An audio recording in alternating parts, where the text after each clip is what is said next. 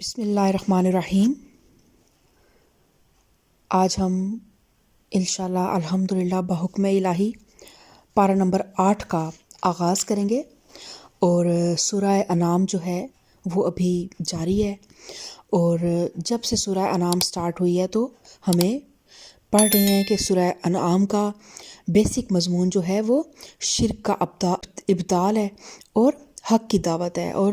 اللہ تعالیٰ کی وحدانیت کو تسلیم کرنے کے لیے، اللہ تعالیٰ کی وحدانیت کا ثبوت پیش کرنے کے لیے اللہ تعالیٰ نے بار بار اس سورہ مبارکہ میں مختلف مثالیں پیش کی کہ شاید یہ حق کو جھٹلانے والی سرکش قوم جو ہے وہ حق کو پہچان لے، اور پھر نبی کریم صلی اللہ علیہ وسلم کو بھی تسلی اور تشفیع دی گئی کہ اگر یہ ایمان نہیں لاتے تو آپ صلی اللہ علیہ وسلم دل گرفتہ نہ ہوں، کیونکہ ان کے دلوں پر تعصب کے تالے پڑے ہوئے ہیں، اور یہ حق کو پہچان کر بھی حق کو نہیں پہچانیں گے۔ تو اللہ تعالیٰ فرماتے ہیں کہ اے محمد صلی اللہ علیہ وسلم، آپ ان سے فرمائیں کہ نشانیاں تو اللہ کی طرف سے ہیں، ابھی اللہ کے پاس ہیں، کیونکہ وہ بار بار آپ سے معجزوں کا مطالبہ کیا کرتے تھے، اور آپ کو اللہ تعالیٰ آپ صلی اللہ علیہ وسلم سے مخاطب ہوتے ہوئے فرما رہے ہیں کہ اور تمہیں کیسے سمجھایا جائے کہ اگر نشانیاں آ بھی جائیں تو یہ ایمان لانے والے نہیں ہیں، ہم اسی طرح ان کے دلوں اور نگاہوں کو پھیر رہے ہیں جس طرح پہلی مرتبہ یہ اس پر ایمان نہیں لائے تھے، اور ہم انہیں ان کی سرکشی میں ہی بھٹکنے کے لیے چھوڑے دیتے ہیں۔ اور یہی مضمون آگے جاری ہے۔ اللہ تعالیٰ نبی کریم صلی اللہ علیہ وسلم کو ان کی تالیف قلب کے لیے اور ان کو اس چیز پر یہ ثابت قدم تو وہ تھے، لیکن ان کے سکون قلب کے لیے اللہ تعالیٰ ان کو مطمئن کرنے کے لیے اس چیز پہ ان کو بار بار تسلی اور تشفیع دے رہے ہیں کہ اگر یہ ایمان نہیں لاتے تو آپ دل گرفتہ نہ ہوں۔ اور پھر اللہ تعالیٰ فرماتا ہے، آج ہم اپنے پارے کا آغاز کرتے ہیں۔ ربی اشرح لی صدری ویسر لی امری واحلل عقدۃ من لسانی یفقہوا قولی واجعل لی وزیرا من اہلی ربی زدنی علما۔ اعوذ باللہ من الشیطان الرجیم، بسم اللہ الرحمن الرحیم۔ وَلَوْ أَنَّنَا نَزَّلْنَا إِلَيْهِمُ الْمَلَائِكَةَ وَكَلَّمَهُمُ الْمَوْتَى وَحَشَرْنَا عَلَيْهِمْ كُلَّ شَيْءٍ قُبُلًا مَا كَانُوا لِيُؤْمِنُوا إِلَّا أَن يَشَاءَ اللَّهُ وَلَكِنَّ أَكْثَرَهُمْ يَجْهَلُونَ۔ اگر ہم فرشتے بھی ان پر نازل کر دیتے اور مردے ان سے باتیں کرتے اور دنیا بھر کی چیزوں کو ہم ان کی آنکھوں کے سامنے جمع کر دیتے، تب بھی یہ ایمان لانے والے نہ تھے، الا یہ کہ مشیت الہی یہی ہو کہ وہ ایمان لائیں، مگر اکثر لوگ نادانی کی باتیں کرتے ہیں۔ یعنی یہ لوگ اپنے اختیار اور انتخاب سے حق کو باطل کے مقابلے میں ترجیح دے کر قبول کرنے والے نہیں ہیں۔ اب ان کے حق پرست بننے کی صرف ایک ہی صورت باقی ہے، اور وہ یہ کہ عمل تخلیق و تکوین سے جس طرح تمام بے اختیار مخلوقات کو حق پرست پیدا کیا گیا ہے، اسی طرح انہیں بھی بے اختیار کر کے جبلی اور پیدائشی حق پرست بنا ڈالا جائے، مگر یہ اس حکمت کے خلاف ہے جس کے تحت اللہ نے انسان کو پیدا کیا ہے۔ لہٰذا آپ کا اور تمام مسلمان، کیونکہ نبی کریم صلی اللہ علیہ وسلم بھی اور صحابہ کرام کا وہ گروہ بھی جو ایمان لے آیا تھا، وہ بڑی دل سے اس چیز کے خواہش مند تھے، اور وہ اس چیز کو بار بار اس چیز پہ سوچتے تھے کہ کیوں انہیں حق کو نہیں پہچان رہے، کیوں جو حق میں نظر آ گیا وہ انہیں کیوں نظر نہیں آ رہا۔ تو اللہ تعالیٰ فرما رہے ہیں کہ تمہارا یہ توقع کرنا فضول ہے کہ اللہ تعالیٰ براہ راست ان کو اپنی مداخلت سے ان کو مومن بنائے، بلکہ اللہ تعالیٰ نے ان کو اختیار دے دیا، اور اب یہ خود حق کو پہچانیں گے اور باطل کا انکار کریں گے، اور وہی پھر انسان جو ہے اس کا ایمان قابل قبول ہوگا۔ لیکن اللہ تعالیٰ فرماتا ہے کہ مگر اکثر لوگ نادانی کی باتیں کرتے ہیں، اور ہم نے تو اسی طرح ہمیشہ شیطان انسانوں اور شیطان جنوں کو ہر نبی کا دشمن بنایا ہے، جو ایک دوسرے پر خوش آئند باتیں دھوکے اور فریب کے طور پر القاء کرتے رہے ہیں۔ یعنی آج اگر شیاطین جن و انس متفق ہو کر تمہارے مقابلے میں، یعنی آپ صلی اللہ علیہ وسلم کے مقابلے میں ایڑی چوٹی کا زور لگا رہے ہیں، تو گھبرانے کی کوئی بات نہیں ہے۔ یہ کوئی نئی بات نہیں ہے جو آپ صلی اللہ علیہ وسلم کے ساتھ ہی پیش آئی ہو۔ ہر زمانے میں ایسا ہی ہوتا آیا ہے کہ جب کوئی پیغمبر دنیا کو راہ راست دکھانے کے لیے اٹھا تو تمام شیطانی قوتیں اس کے مشن کو ناکام بنانے کے لیے کمر بستہ ہو گئیں۔ اور خوش آئند باتوں سے مراد وہ تمام چالیں اور تدبیریں اور شکوک و شبہات اور اعتراضات ہیں جن سے یہ لوگ عوام کو داعی حق اور اس کے دعوت کے خلاف بھڑکانے اور اکسانے کا کام لیتے ہیں۔ پھر ان سب باتوں کو بحثیت مجموعی دھوکے اور فریب سے تعبیر کیا گیا ہے، کیونکہ حق سے لڑنے کے لیے جو ہتھیار بھی مخالفین حق استعمال کرتے ہیں وہ نہ صرف دوسروں کے لیے بلکہ خود ان کے لیے بھی حقیقت کے اعتبار سے محض ایک دھوکہ ہوتے ہیں، اگرچہ بظاہر وہ ان کو نہایت مفید اور کامیاب ہتھیار نظر آتے ہیں۔ پھر اللہ تعالیٰ فرماتا ہے وَلَوْ شَاءَ رَبُّكَ مَا فَعَلُوهُ فَذَرْهُمْ وَمَا يَفْتَرُونَ، اگر تمہارے رب کی مشیت یہ ہوتی کہ وہ ایسا نہ کریں تو وہ کبھی نہ کرتے، پس تم انہیں ان کے حال پر چھوڑ دو کہ اپنی افترا پردازیاں کرتے رہیں۔ اور یہاں پہ یہ حقیقت اچھی طرح ذہن نشین ہو جانی چاہیے کہ قرآن کی روح سے اللہ تعالیٰ کی مشیت اور اس کی رضا میں بہت بڑا فرق ہے، جس کو نظر انداز کر دینے سے بالعموم شدید غلط فہمیاں پیدا ہو جاتی ہیں۔ کسی چیز کا اللہ کی مشیت اور اس کے اذن کے تحت رونما ہونا لازمی طور پر یہ معنی نہیں رکھتا کہ اللہ اس سے راضی بھی ہے اور اسے پسند بھی کرتا ہے۔ دنیا میں کوئی واقعہ کبھی رونما پذیر نہیں ہوتا جب تک کہ اللہ اس کے رونما ہونے کا اذن نہ دے دے اور اپنی عظیم الشان اسکیم میں اس کے صدور کی گنجائش نہ نکالے اور اسباب کو اس حد تک مساعد نہ کر دے کہ وہ واقعہ صادر ہو سکے۔ کسی چور کی چوری، کسی قاتل کا قتل، کسی ظالم اور مفسد کا ظلم اور فساد، اور کسی کافر و مشرک کا کفر و شرک اللہ کی مشیت کے بغیر ممکن نہیں ہے، اور اسی طرح کسی مومن اور کسی متقی انسان کا ایمان اور تقوی بھی مشیت الہی کے بغیر محال ہے۔ دونوں قسم کے واقعات یکساں طور پر مشیت کے تحت رونما ہوتے ہیں، مگر پہلی قسم کے واقعات سے اللہ راضی نہیں ہے، یعنی چوری، قتل اور وہ تمام معاملات جو حق کے خلاف ہیں، اللہ ان سے راضی نہیں ہوتا، اور اس کے برعکس دوسری قسم کے واقعات کو اس کی رضا اور اس کی پسندیدگی اور محبوبیت کی سند حاصل ہے۔ بے شک اس میں کوئی شک نہیں ہے کہ کسی کار عظیم ہی کے لیے فرمانروائے کائنات کی یہ مشیت کام کر رہی ہے، لیکن اس خیر عظیم کے ظہور کا راستہ نور و ظلمت، خیر و شر اور صلاح و فساد کی مختلف قوتوں کے ایک دوسرے کے مقابلے میں نبرد آزما ہونے سے ہی صاف ظاہر ہوتا ہے۔ اس لیے اپنی بزرگ تر مصلحتوں کی بنا پر وہ اطاعت اور معصیت، ابراہیمیت اور نمرودیت، موسویت اور فرعونیت، آدمیت اور شیطانیت دونوں کو اپنا اپنا کام کرنے کا موقع دیتا ہے۔ اس نے اپنی ذی اختیار مخلوق یعنی جن و انس کو خیر اور شر میں سے کسی ایک چیز کے انتخاب کر لینے کی آزادی عطا کر دی ہے۔ جو چاہے اس کارگاہ عالم میں اپنے لیے خیر کا کام پسند کر لے اور جو چاہے شر کا کام، اور دونوں قسم کے کارکنوں کو کسی نہ کسی حد تک خدائی کی مصلحتیں بھی اجازت دے دیتی ہیں اور اسباب کی تائید بھی نصیب ہوتی ہے، لیکن اللہ کی رضا اور اس کی پسندیدگی صرف خیر ہی کے کام کرنے والوں کو حاصل ہے، اور اللہ کو محبوب یہی بات ہے کہ اس کے بندے اپنی آزادی انتخاب سے فائدہ اٹھا کر خیر کو اختیار کریں، نہ کہ شر کو۔ اور اس کے ساتھ یہ بات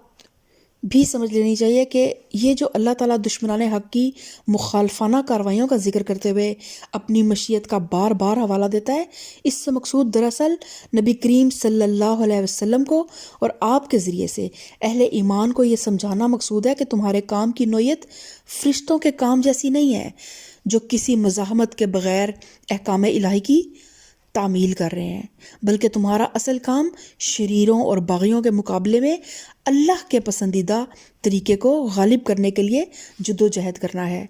اللہ اپنی مشیت کے تحت ان لوگوں کو بھی کام کرنے کا موقع دے رہا ہے جنہوں نے اپنی صحیح اور جد و جہد کے لیے خود اللہ سے بغاوت کے راستے کو چن لیا، اور اسی طرح وہ تمہیں بھی ایسے گروہ کو جنہوں نے اطاعت اور بندگی کے راستے کو اختیار کیا ہے کام کرنے کا پورا موقع دے رہا ہے، اگرچہ اس کی رضا اور ہدایت اور رہنمائی اور تائید اور نصرت تمہارے ہی ساتھ ہے، کیونکہ تم یا تمہارا گروہ اس پہلو پر کام کر رہے ہیں جس سے وہ پسند کرتا ہے، لیکن تمہیں یہ توقع نہیں رکھنی چاہیے کہ اللہ تعالیٰ اپنی مافوق الفطری مداخلت سے ان لوگوں کو ایمان لانے پر مجبور کر دے جو ایمان لانا نہیں چاہتے، یا ان شیاطین جن و انس کو زبردستی تمہارے راستے سے ہٹا دے جنہوں نے اپنے دل و دماغ کو اور دست و پا کی تمام قوتوں کو اور اپنے وسائل اور ذرائع کو حق کی راہ کو روکنے کے لیے استعمال کرنے کا فیصلہ کر لیا ہے۔ نہیں، بالکل بھی نہیں۔ اللہ تعالیٰ کی مشیت کچھ اور ہے، اللہ تعالیٰ کی مرضی کچھ اور ہے۔ اگر تم نے واقعی حق اور نیکی اور صداقت کے لیے کام کرنے کا عزم کیا ہے تو تمہیں باطل پرستوں کے مقابلے میں سخت کشمکش اور جد و جہد کر کے اپنی حق پرستی کا ثبوت دینا ہوگا، ورنہ معجزوں کے زور سے باطل کو مٹانا اور حق کو غالب کرنا ہوتا تو تمہاری ضرورت ہی کیا تھی؟ اللہ خود ایسا انتظام کر سکتا تھا کہ دنیا میں کوئی شیطان نہ ہوتا اور کسی کفر و شرک کے ظہور کا کوئی امکان نہ ہوتا۔ تو اللہ تعالیٰ فرماتا ہے وَلِتَصْغَىٰ إِلَيْهِ أَفْئِدَةُ الَّذِينَ لَا يُؤْمِنُونَ بِالْآخِرَةِ وَلِيَرْضَوْهُ وَلِيَقْتَرِفُوا مَا هُمْ مُقْتَرِفُونَ۔ یہ سب کچھ، یعنی کہ اللہ تعالیٰ فرما رہا ہے کہ یہ سب کچھ جو بھی یہ افطرا پردازیاں کر رہے ہیں، یہ سب کچھ ہم انہیں اس لیے کرنے دے رہے ہیں کہ جو لوگ آخرت پر ایمان نہیں رکھتے ان کے دل اس خوشنما دھوکے کی طرف مائل ہوں اور وہ اس سے راضی ہو جائیں اور ان برائیوں کا اکتساب کریں جن کا اکتساب وہ کرنا چاہتے ہیں۔ پھر جب حال یہ ہے تو کیا میں اللہ کے سوا کوئی اور فیصلہ کرنے والا تلاش کروں، حالانکہ اس نے پوری تفصیل کے ساتھ تمہاری طرف کتاب نازل کر دی ہے۔ اور اس فقرے کے متکلم جو ہیں، اس فقرے میں متکلم نبی کریم صلی اللہ علیہ وسلم ہے اور خطاب مسلمانوں سے ہے۔ مطلب یہ ہے کہ جب اللہ نے اپنی کتاب میں صاف صاف یہ تمام حقیقتیں بیان کر دی ہیں اور یہ بھی فیصلہ کر دیا ہے کہ فوق الفطری مداخلت کے بغیر حق پرستوں کو فطری طریقوں سے ہی غلبہ حق کی جد و جہد کرنی ہوگی، تو کیا اب میں اللہ کے سوا کوئی اور ایسا صاحب امر تلاش کروں جو اللہ کے اس فیصلے پر نظر ثانی کرے اور ایسا کوئی معجزہ بھیجے جس سے یہ لوگ ایمان لانے پر مجبور ہو جائیں؟ اور اللہ تعالیٰ فرماتا ہے اور جن لوگوں کو ہم نے تم سے پہلے کتاب دی تھی وہ جانتے ہیں کہ یہ کتاب تمہارے رب ہی کی طرف سے حق کے ساتھ نازل ہوئی ہے، لہٰذا تم شک کرنے والوں میں شامل نہ ہو۔ یعنی یہ کوئی نئی بات نہیں ہے جو واقعات کی توجیہ میں آج کھڑی گئی ہے، بلکہ وہ تمام لوگ جو کتب آسمانی کا علم رکھتے ہیں اور جنہیں انبیاء علیہ السلام کے مشن سے واقفیت حاصل ہے، اس بات کی شہادت دیں گے کہ یہ جو کچھ قرآن میں بیان کیا جا رہا ہے ٹھیک ٹھیک امر حق ہے اور وہ ازلی اور ابدی حقیقت ہے جس میں کبھی کوئی فرق نہیں آیا، جو ازل سے اسی پیغام کو بھیج رہی ہے بنی نوع انسان کی طرف، اور آج بھی اس میں رتی برابر فرق نہیں آیا۔ وَتَمَّتْ كَلِمَةُ رَبِّكَ صِدْقًا وَعَدْلًا لَا مُبَدِّلَ لِكَلِمَاتِهِ وَهُوَ السَّمِيعُ الْعَلِيمُ۔ تمہارے رب کی بات سچائی اور انصاف کے اعتبار سے کامل ہے، کوئی اس کے فرامین کو تبدیل کرنے والا نہیں ہے اور وہ سب کچھ سنتا اور جانتا ہے۔ اور اے محمد صلی اللہ علیہ وسلم، اگر تم ان لوگوں کی اکثریت کے کہنے پر چلو جو زمین میں بستے ہیں تو وہ تمہیں اللہ کے راستے سے بھٹکا دیں گے، وہ تو محض گمان پر چلتے اور قیاس آرائیاں کرتے ہیں۔ یعنی اس آیہ مبارکہ میں اللہ تعالیٰ نے نبی کریم صلی اللہ علیہ وسلم سے یہ بات کی کہ بیشتر لوگ جو دنیا میں بستے ہیں علم کی بجائے قیاس اور گمان کی پیروی کرتے ہیں، اور ان کے عقائد، تخیلات، فلسفے، اصول زندگی اور قوانین عمل سب کے سب قیاس آرائیوں پر مبنی ہے، بخلاف اس کے اللہ کا راستہ یعنی دنیا میں زندگی بسر کرنے کا وہ طریقہ جو اللہ کی رضا کے مطابق ہے، لازماً صرف وہی ایک ہے جس کا علم اللہ نے خود دیا ہے، نہ کہ وہ جس کو لوگوں نے بطور خود اپنے قیاسات سے تجویز کر لیا ہے۔ لہٰذا کسی طالب حق کو یہ نہیں دیکھنا چاہیے کہ دنیا کے بیشتر انسان کس راستے پر جا رہے ہیں، بلکہ اس سے پوری ثابت قدمی کے ساتھ اس راستے پر چلنا چاہیے جو اللہ نے بتایا ہے، چاہے اس راستے پر چلنے کے لیے وہ دنیا میں اکیلا ہی کیوں نہ رہ جائے۔ اور اللہ تعالیٰ نے یہ جو بات ہے، یہ بے شک پورا قرآن ہی انسانوں کے لیے، انسانوں کی ہدی للناس ہے، تمام انسانوں کی ہدایت کے لیے آیا ہے، لیکن آپ دیکھیں کہ آج ہمارا وتیرہ کیا ہے۔ آج ہم دیکھتے ہیں کہ جس طرف لوگوں کا ٹرینڈ زیادہ ہے، جس طرف لوگوں کا رجحان زیادہ ہے، جس طرف لوگوں کی توجہ زیادہ ہے، ہم سب بھی آنکھیں بند کر کے اسی طرف چل پڑتے ہیں۔ ہم نے کبھی اس چیز کو پرکھنے کی، جانچنے کی کوشش نہیں کی کہ جو لوگ کر رہے ہیں وہ صحیح بھی ہے یا غلط ہے۔ آپ فیشن دیکھ لیں کہ اسی فیشن کی تقلید میں لباس مختصر سے مختصر ترین ہوتا چلا جا رہا ہے، لیکن ہم لوگوں کے کیونکہ نقش قدم پہ چلتے ہیں، ہم نے کبھی آپ صلی اللہ علیہ وسلم کے نقش قدم پہ چلنے کی تو کوشش نہیں کی، تو پھر ہم کیا کرتے ہیں، ہم اپنی آہستہ آہستہ اس راستے سے ہٹ کے بہت دور گمراہیوں کے راستے پہ جا چکے ہیں ہم سب۔ تو پھر اب ہمارے پاس کسوٹی کیا ہے کہ صحیح اور غلط کو پہچاننے کی، کہ دیکھیں کہ ہمیں اللہ تعالیٰ نے جو راستہ آپ صلی اللہ علیہ وسلم کو بتایا، جو ہدایت آپ صلی اللہ علیہ وسلم کے ذریعے ہم تک پہنچائی، وہی ہدایت جو ہے وہ برحق ہے، اور اسی پر چلتے ہوئے ہم سیدھے راستے سے جنت الفردوس تک پہنچ سکتے ہیں۔ ادروائز جو لوگ زمین پر بستے ہیں وہ اللہ کے راستے سے بھٹکا دیں گے، کیونکہ وہ تو محض گمان پر چلتے ہیں اور قیاس آرائیاں کرتے ہیں۔ ان ربک هو اعلم من یضل عن سبیلہ وهو اعلم بالمہتدین۔ در حقیقت تمہارا رب زیادہ بہتر جانتا ہے کہ کون اس کے راستے سے ہٹا ہوا ہے اور کون سیدھی راہ پر ہے۔ تو اس آیت میں ایک یہ بھی سبق ہے، ایک تو لوگوں کی اکثریت جو ہے نا، کبھی بھی اکثریت جو ہے نا وہ اس بات کی دلیل نہیں ہوتی کہ اکثریت جس چیز کو فالو کر رہی ہے یا اکثریت جس چیز کو مان رہی ہے وہ واقعی درست ہے۔ اکثریت اکثر اس بات کو فالو کرتی ہے جس میں مفاد ہوتا ہے، لیکن دیکھیں کہ ہمیشہ جب بھی کوئی بات آپ کے دل میں کھٹکے، جب بھی کوئی چیز، کسی بھی چیز کو اپنانے سے پہلے ایک مرتبہ قرآن سے اور سنت سے ایک بار دیکھا کریں کہ وہ چیز ایک مومن کے وقار کو زیب دیتی ہے تو تبھی اس کو اختیار کریں۔ اور دوسری بات اس میں یہ ہے جو ہمارے لیے باعث سبق ہے کہ اللہ تعالیٰ فرما رہا ہے کہ اللہ کو پتہ ہے کہ کون ہدایت پر ہے اور کون بھٹکا ہوا ہے، تو اس لیے لوگوں پر کفر کے فتوے لگانا اور ہر ایک کو دائرہ اسلام سے خارج کرنا اور ہر ایک کے اس چیز کے ہم جج نہ بنے اور ہم اس چیز کے وکیل نہ بنے کہ فلاں جنتی اور فلاں جہنمی ہے۔ اللہ تعالیٰ کو پتہ ہے کہ وہ اللہ تعالیٰ کہ وہ انسان کی کس ادا کو، کس انداز کو پسند کرتا ہے، اور اللہ تعالیٰ ہماری سامنے نظر آنے والی جو اعمال ہیں نا، جو ہم دنیا والے دیکھ رہے ہوتے ہیں، ان سے اللہ تعالیٰ کو کوئی غرض نہیں ہے۔ اللہ تعالیٰ جو ہے نا وہ نیتوں کو جانچتا اور نیتوں کو پرکھتا ہے۔ تو اس لیے کبھی بھی کسی کے بارے میں کوئی بھی فتویٰ نہ دیں، ایون آپ مفتی بھی ہیں تو بھی فتویٰ نہ دیں، اور اللہ تعالیٰ سے ہمیشہ